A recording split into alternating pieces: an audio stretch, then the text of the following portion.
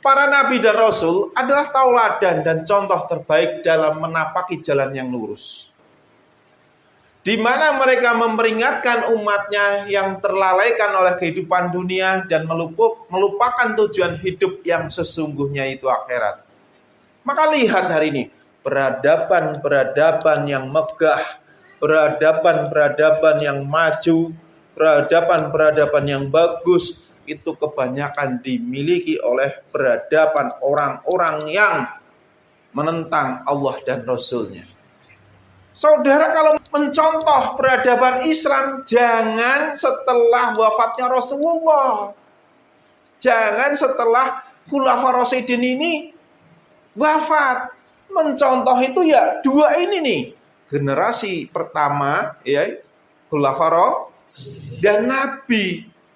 Itu yang masih lurus itu. Kalau peradaban setelah itu, udah mulai banyak-banyak perselisihan, banyak-banyak perpecahan. Maka kembali dalam arti kepada Quran dan Sunnah, kembali kepada waktu Rasulullah hidup dalam mengamalkan Quran itu seperti apa. Itu dalam arti seperti itu. Hari ini saudara mencontoh orang mana bikin masjid bagus, megah, mewah, segala macam. Zaman Nabi, Rasulullah melarang memperbagus, memperindah masjid. Kalau saudara mencontoh orang yang membangun rumahnya mewah, megah, bermegah-megah, ya ini kan orang-orang dahulu.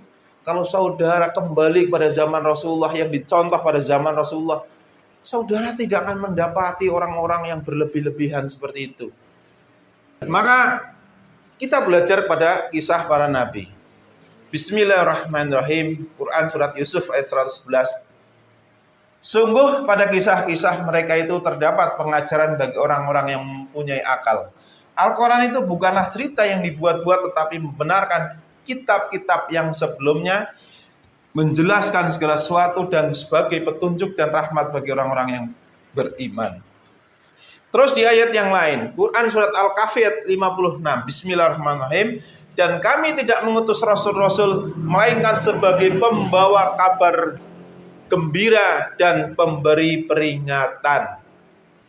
Tetapi orang-orang kafir membantah dengan cara yang batil agar dengan demikian mereka dapat melenyapkan yang benar, yang hak, dan mereka menjadikan ayat-ayatku dan apa yang diperingatkan terhadap mereka sebagai olok-olokan. Nah, ini sudah terjadi. Ketika kita membahas akhirat yang Quran itu bicara tentang akhirat, hari gini masih mikirin akhirat. Bagaimana saya makan nanti? Bagaimana saya besarin anak segala macam. Jadi orang itu bicara tentang akhirat itu jadi olok-olokan hari ini. Maka disebutkan di dalam Quran surat Al-Baqarah ayat 86, Bismillahirrahmanirrahim. Mereka itulah orang-orang yang membeli kehidupan dunia dengan kehidupan akhirat. Maka tidak akan diringankan azabnya dan mereka tidak akan ditolong. Jadi intinya orang yang kafir itu lebih apa? Menjual akhirat untuk mendapatkan dunia. Itu orang kafir. Kalau kita ngaku beragama, harusnya mampu bersikap apa? Zuhud terhadap dunia.